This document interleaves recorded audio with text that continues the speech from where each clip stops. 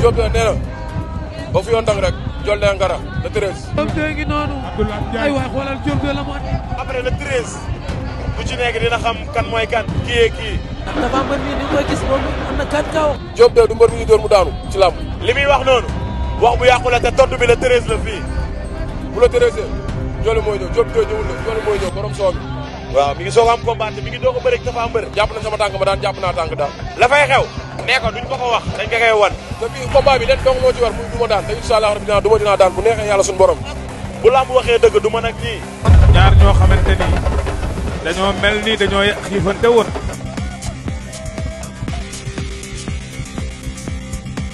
ñu nag Siteu ak ñooy CNG la ak ñooñu noonu parce que CNG moom régularisé na combat bi commencé nañ promotion bi combat bi ñu ngi koy gérer 1 2 ñun loolu noonu ñun suñu làmb suñu sport bi ñu nekk ñun suñu texte yi ñu nekk ñun nekk ñu ci fédération texte yi fédération wax ni loolu moo war a am ci dëkk ba ñooñu noonu ñu war a nekk ñoo xamante ne dañ leen di saytu ci wàllu test antidopage dañ leen di saytu saa bu leen neexee mën nañoo ñëw ci suñu biir dëkk saytuñu ñu nekk ñu ci texte yooyu parce que amuñu fédération dañu jëm nii vers une fédération léegi nag bu ñu demee vers une fédération incha allah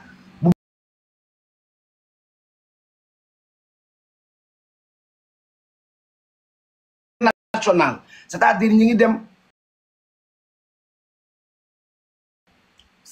ngi dem di compétir Sénégal di dem def lutte olympique di dem di tese ji mbër yi nga xam ñi ngi def lutte olympique di dem di tese ji mbër yi nga xamante ni ñi ngi def lutte gréco-romaine di dem di tese ji mbër yi nga xamante ni ñi ngi dem ci compétition internationale yi bu boobaa mbër yooyu ñoom ñooy doon les représentants yi nga xam ñooy test professionnels yi di def yooyu. man de li ma jàpp dañ ñi ngi wax ci CNG règle CNG fédération bu ñu demee sax ba faire une fédération waa làmb ci seen bopp lutte avec frappe day dee ci biir fédération boobu leneen la.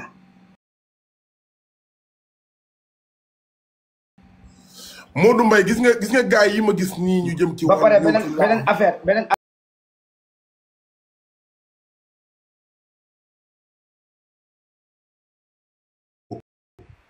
mooy gis nga ay fédération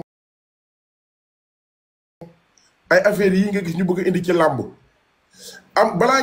ñu jël sax ay fédération nga kàlla ma xam ne ñaari baat champion bu mel ni Siteu war a bëri ak Balla Gaye numéro 2 nga bàyyi ba làmbam des benn signature contrat nga génne ay communiqué yoo xam ne nii da nga koy déstabiliser yoo xam ne nii jaarul yoon te xaaruñ leen ci te gis nga làmb kay waxal la ñaari baat Modou Mbaye déstabiliser wu ko de. non xam naa déstabiliser wu ko mais du yoon ñu koy génne ci loolu ndax tey jii li mën a am ba mën a am man dama jàpp ne kuréel gu ñëw fii bay am accès ci làmb ci CNG nga jaar kuréel gu fi mën a ñëw bay am accès ci làmb rek ci CNG nga jaar te CNG boobu noonu te CNG boobu noonu bu ñu demoon ba am lu ñuy wax ci ñoom la ñu war a waxal ñu war ñu wax ak mbëri. voilà bu yeboo ngeen ne dañuy communiquer pour ku leen neex bu yeboo ngeen ne vous communiquer pour Aziz Ndiaye bu leen neex bind leen. mais dafa am Sénégal ñoo xamante ni dafa am Sénégal des gens yoo xamante ni ay complexe lañ. Sénégal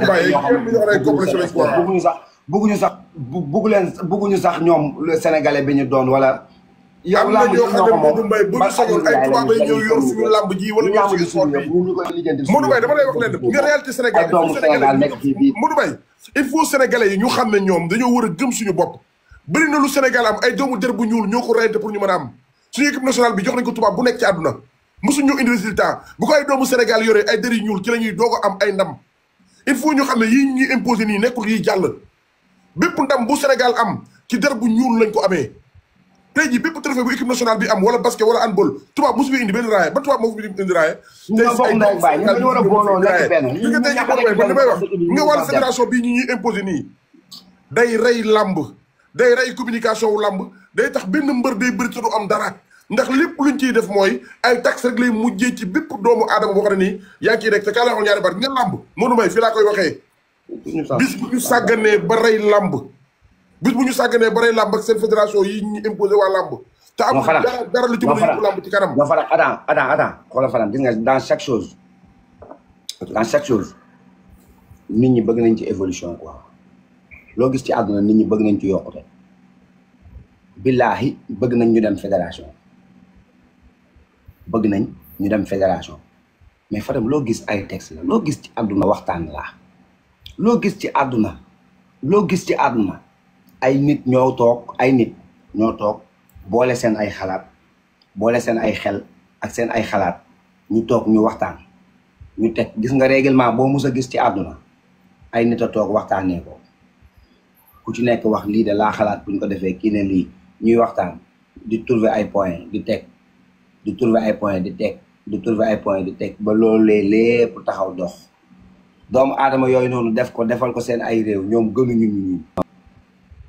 doomu aadama yooyu noonu def ko ñoom nekk fi defal ko seen ay réew ñoom gënuñu ñu te ëpp ñu ñun suñu waa réew ay xam-xam Sénégal fii am na ñoo xamante ni nii ay inspecteur des ay lu ne lépp lañ def ay sénégalais yoo xamante ni jàng nañ sport xam nañ sport maîtriser nañ ko ci seen bopp dañuy toog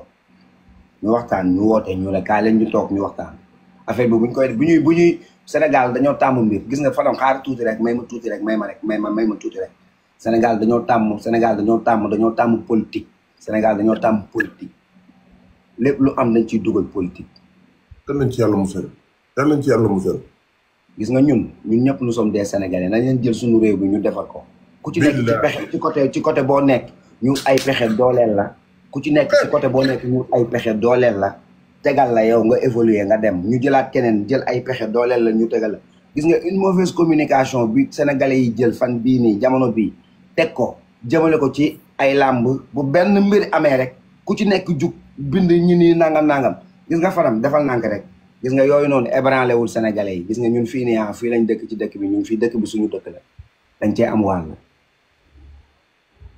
Sénégal lépp dañ koo politiser Sénégal lépp loo gis ci àdduna ci Sénégal rek léegi maanaam dañ ci affaire politique lañ koy jiital dundee wuñu noonu doxee wuñu noonu doxalee wuñu noonu te bëgguñu dëkk bi doxee noonu amul benn dëkk bu évoluer ci àdduna te doomi dëkk ba booloo wuñu nekk benn bokk ndey bokk baay amul fu werante am pëccoxoo fay am te fu pëccoxoo am dara lu dox du fa am nañ bàyyi pëccoxoo bi nañu concentré wu concentration bi nañ ko commencé ci suñu bopp évolution bi ñuy bëgg ci réew mi il faut ñun doomu aadama yi ñuy évoluer bu doomu aadama yu évoluer ci structure yi ñu nekk dafay évoluer bu structure yooyu noonu évoluer Sénégal dafay évoluer évolution bi ni njëkk a commencé ci suñu bopp ñun xam nga mooy lan mooy ñu njëkk a bëgg suñu bopp njëkk a respecté suñu bopp njëkk a fonk suñu bopp fonk sama bopp mooy lan mooy ma respecté sama bopp ba man duma waxal sama nawle lu bon duma yéene sama nawle lu ñaaw duma waxal sama nawle luñ koy xeebee bis bu sénégalais bu nekk jëloon jikko boobu inculqué ko ci boppam def ko ci yaramam def ko ci boppam kon Sénégal tey ñun ñooy doon dëkk bi ëpp doole ci àdduna xam nga lan moo lay wan preuve bi keroog bi ñu booloowee ni en 2022 ñu ne man koo wuti ndam li du politique du kenn xool yee booloo ñu bokk ndey ak baay ànd dañoo dem xoola xam nga ban dëkk lañ jëlee coupe bi dëkk bi gën a sonal Sénégal ci football Cameroun ci biir dëkkam lañ ko fekk jël fa coupe bi biir Yaoundé lañ jëlee coupe bi xam nga kan moo indi coupe bi Aliou Cissé mi nga xamante ni nii moom moo raté woon penalty ba keroog bi ñuy football ak Cameroun 2002 gis nga Fadam àdduna mënul dox te tant que doomu aadama yi tooguñu ñu conscient ak ci suñu bopp ñu dox léegi nag bu loolu yëpp weesoo làmb Sénégal làmb dafa nekk affaire boo xamante ni nii sport la bu am ci dëkk bi mais sport bi dafa bokk ak culture. il faut ñu àgg ci loolu. sport bi dafa ànd ak culture léegi nag culture boobu noonu mu àndal Fadam dafa am ay mbir yu bëri yoo xamante ni daf ci nekk loo xamante ni dafa sax changé. mais Modou Mbaye ndax lépp rek ngir bëgg moderniser ko ngir bëgg ko def ni ko sénégalais yi bëggee. Modou Mbaye dem nañu ba ci làmb guddi yi ñu toll lépp lu ci nekkoon ci culture ñu ngi koy bëgg a ñàkk. dañ na lépp lu nekkoon ci culture. Modou Mbaye dem nañu ci làmb loo xam ne yéen Modou Mbaye affaire fédération yi ñuy wax nii nañu jàpp ne li ëpp ñuy compétir ci wàllu làmb xale yi ëpp médaille ci Sénégal laa wax jëm ci lit ñaame lutte olympique ligue yooyu boo leen bindee seen tur mënuñ koo liir. Fadam. xaaral rek ma relancé ne Modou Mbaye te ay médaille d'or la ñu yor te xale yooyu noonu bëri gi nañ réew mu nekk indi ay médaille d'or ci réew mi te boo leen bindee seen tur duñ ko xam te yaakaar naa ne ñooñu buñ demee ba war leen a dugal ci yenn zone yoo xam ne ni ñoom maîtriser wuñ ko mooy daa war a am benn campagne bu am ci ay écrits yoo xam ne dañ koy def benn 2 ans ñu campagne ci écrits yi jàngal xale yi lii ñu jëm ci lii ngeen nekkoon du benn ci nangam gii ngeen jóge ci nangam gii ngeen jëm. mooy tey jii waxuma la dara mais ñun règlement yi am ci wàllu làmb mais am na mbër yoo xam ne ba léegi sax maîtriser guñ ko dañu leen koy jàngal tey jii lii problème mu làmb Modou Mbaye foofu la ñu jëm mooy ñun mënuñoo nekk ci làmb ji li ëpp ci ndaw ci réew mi nekk ay sportif mën cee am dara di ci dimbali seeni waajur ñu bëgg leen a jël dugal leen ci zone boo xam ne nii arrangé wul làmb Modou Mbaye ñun ñu ngi jooy tey jii xoolal tey jii combat yu mag yi promoteurs yi dañuy njëkkalanteeg heure bi dem na ba léegi lépp lu nekkoon culture ndaw rabin bàyyi nañ ko yu bëri dañ ko arrêté ndax xëjatu ci làmb. bëri tey Ndékou Thioune bi muy way Ndékou Thioune di way ndaw rabin ci làmb gisuma sax kuy feeti ndaw rabin. mais lii problème mu làmb mooy nañu génne affaire fédération yii ñuy jël. di ko non Fadam man je suis contre li ngay wax nii de. non xamul tax ñu war koo génne Modou Mbaye balaa ñu koo dugal mënuñoo xëy rek nañu dañuy indi fédération teg ko ci kaw làmb. nañu def campagne ba pare nañ def ci xamuñu campagne bi. mooy nañu xamal sénégalais yi lii ñu jëm. fan la ñu jëmee. waaw ñun comprendre ñu ko. kay léegi nag gis nga nag mooy li ma la bëgg a wax nii. waaw ñun comprendre ñu. communique lii boobu ñu war a dem fédération boobu ñu war a dem. ñi nga xamante ne ni ñoom ñoo war a toog saytu loolu ci wàllu CNG ak ministère des sports commencé nañ ko depuis y a 2 semaines xaw ma y a 1 semaine ci ginnaaw commencé nañ ko ba man démb rek xaw ma bërki démb jot naa ay kayit yu jógee ci Aline Gueye moo envoyé ma ko concernant loolu comprendre nga ñi ngi jëm vers une fédération on va aller vers une fédération on est d'accord.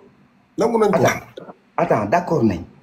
on est d'accord. On va aller vers une fédération sénégalaise de lutte. Mais Fadam, si on aller vers une fédération sénégalaise de lutte, il y a ce qui concerne la fédération sénégalaise de lutte. Moi, les sports internationaux, qui sont pratiqués ci àdduna te Sénégal di participer à la compétition yooyu bu ci mel ni CEDEAO bu ci mel ni compétition comme ñu ne comme lutte olympique am na compétition olympique am na nga dem ñu dem def lutte olympique am na ay nit yu ñuy représenté yu koy def Papa Sow boo fàttaliku Papa Sow nekkoon na équipe nationale olympique.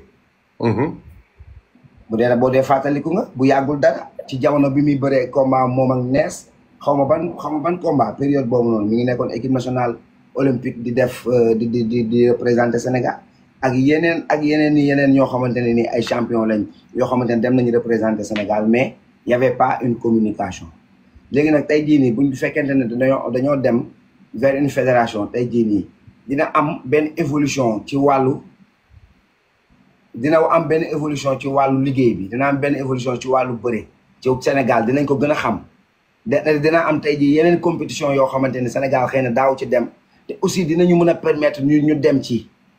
lu jëm ci wàllu bëre yi nga xamante ne ni nekkul lutte avec frappe léegi nag bu ñu amee sunu fédération ba pare comme ni nawetaan amee ci biir fédération sénégalaise de football noonu la CNG di war a amee ci biir fédération bi mu yor làmb lutte avec frappe nekk démembrement ci biir fédération sénégalaise de lutte CNG nekk fa ñooñu CNG boobu di doxal lutte avec frappe te CNG fédération sénégalaise de lutte seen yoon du nekk ci lutte avec frappe fédération sénégalaise de lutte seen liggéey la ñuy dem liggéey yi mooy maanaam liggéey yeneen façon liggéey yi nga xamante ne nii moom moo concerné fédération sénégalaise de lutte mais CNG dafay nekk benn démembrement comme nawetaan Amadou Kane ni mu nekkee yor nawetaan ci biir fédération sénégalaise de football bu boobaa man maay nekk président CNG maa koy yor làmb ji bu ko defee nag ñoom gars yi birasee nag yooyu ñu bàyyi leen ñu dem ci kaw ñun ñu nekk yor sunu làmb ñun ñu koy doxalal sunu bopp à notre manière mais moo am ay textes yu ñu régir textes yooyu day nekk ci biir fédération bi waaye léegi lu tax nawetaan am ci biir football bi. man li may wax man dama koy wax chaque jour mooy lépp lu ñu ciy def nañu jël benn écart ñu wàcc sur le terrain ci écuries yi nga xam ne nii ñoo nekk ci banlieue bi ñu xamal mbër yi ak ñi nga xam ne ñooy dund làmb lii ñu leen di dugal ci niveau bii la jëm ak yéen.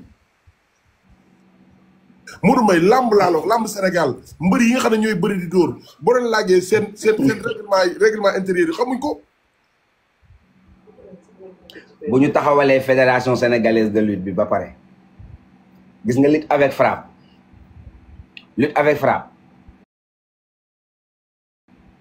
amul fenn Sénégal kese la am mënul nekk compétition loolu benn affaire la boo xamante ne ni tey comme benn affaire la boo xam dafay commercial loolu leneen la lutte avec frappe la loolu Sénégal kese la am loolu waxtaan moo koy dugal ci biir fédération bi mais léegi lutte simple bi nga xamante ne mbapat yi nga xam ne mi ngi am waaw bu boobaa Dakar day am équipe Thiès am équipe Kaolack am équipe ñëpp am léegi dafa naan parce que loolu compétition wala ngeen bu bëggee bëri seen biir nag dégguma buñ bëggee bëri seen biir nag buñ bëggee bëri seen biir comme nan yaa ne dañuy nekk équipe par équipe non xam nga moo ne Dakar day am équipe Thiès day am équipe Louga day am équipe dëkk bu nekk am équipe Modou Lo ñaata mbër la bokkal équipe nationale waa léegi dama lay laaj leen mais Modou Lo ñaata mbër yi bokkal équipe nationale bari na mais ñooñu duñ bëri seen biir engay dajale loolu day dara équipe nationale di équipe nationale lu tax Sadio Mané di daje ak mais xam nga kii équipe nationale te Ligue des champions ñoom ñaar ñuy daje di rayante ku ci nekk sa bopp ngay xeexal foofu sa club ngay xeexal. mais Modou Mbaye lii ma la wax nii dama bëgg nga téye ko bu baax. damaa bëgg ñu tubaabee damaa bëgg sénégalais yi déglu ma jox ma bopp man Modou Mbaye barki maam Cheikh Ibrahima Fall. billahi ci biir fédération sénégalaise de lutte man Modou Mbaye ma doxal ci. billahi lutte avec frappe yóbbu lutte avec frappe foo xam ne fédération sénégalaise de lutte dinañ ndamoo lutte avec frappe pour wane Sénégal. billahi wallahi mais bu mën a am tamit Modou Mbaye loolu bu dee woon bay am tamit gis nga sénégalais bi man dama bëgg balaa nga ko imposer dara nga jàngal ko ba pare. man fu may waxee mooy balaa ñu ñëw imposer ay fédération nangam nañu wàcc sur le terrain ñu jàngal xale yi fi ñu niveau bi ñu jëmee ndax ñi ëpp ñi. Diop nee na ba fi yoon dang rek jol ne ngara le 13. Diop de ngi noonu. ay waay xoolal Diop de la moo après le 13 bu ci nekk dina xam kan mooy kan kii kii. dafa mbër mi ni koy gis moom am na 4 kaw. Diop de du mbër mi ñu door mu daanu ci làmb. li muy wax noonu wax bu yàqu la te tontu bi le 13 la fii. bu le 13 Ndiol mooy ñëw Diop de ñëwul la Ndiol mooy ñëw borom soo bi. waaw mi ngi soog am combat mi ngi doog a bëri dafa am mbër. jàpp na sama tànk ma daan jàpp naa tànk daal. la fay xew. nee ko duñ ko ko wax dañ ko koy wan. te bii combat bi leen dong moo ci war muy du ma daan te incha allah rabbi dinaa daan bu neexee yàlla suñu borom. bu lamb waxee dëgg du mën ak ñii. ñaar ñoo xamante ni dañoo mel ni dañoo xiifante woon